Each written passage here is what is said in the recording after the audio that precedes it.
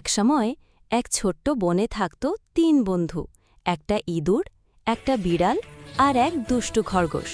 তাদের বন্ধুত্বটা ছিল অদ্ভুত, কারণ বিড়াল আর ইঁদুর তো শত্রুই হয় সাধারণত, কিন্তু এই বিড়ালটা ছিল একেবারেই আলাদা। তার নাম ছিল মিঠু, আর সে কাউকে কষ্ট দিতে চাইত না।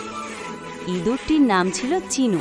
সে খুব বুদ্ধিমান, প্রতিদিন সকালেই সে বেরিয়ে যেত খাবারের খোঁজে। খরগোশ টুনি ছিল সবচেয়ে চঞ্চল, সারা দিন দৌড়াদৌড়ি করে সবার মাথা খেত। একদিন বনটায় ভয়ানক ঝড় এলো, গাছ উপড়ে গেল, নদী ফুলে উঠল।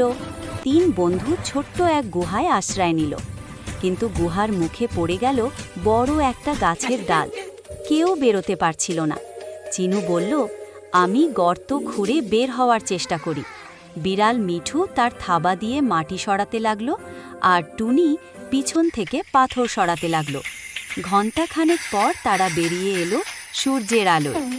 ঝড় থেমে গেলে তারা একে অপরের দিকে হেসে উঠল, বুঝল বন্ধুত্বের শক্তি সবচেয়ে বড়। সেদিন থেকে কেউ কাউকে ভয় পেত না, সবাই মিলে বনটাকে নতুন করে সাজিয়ে তুলল।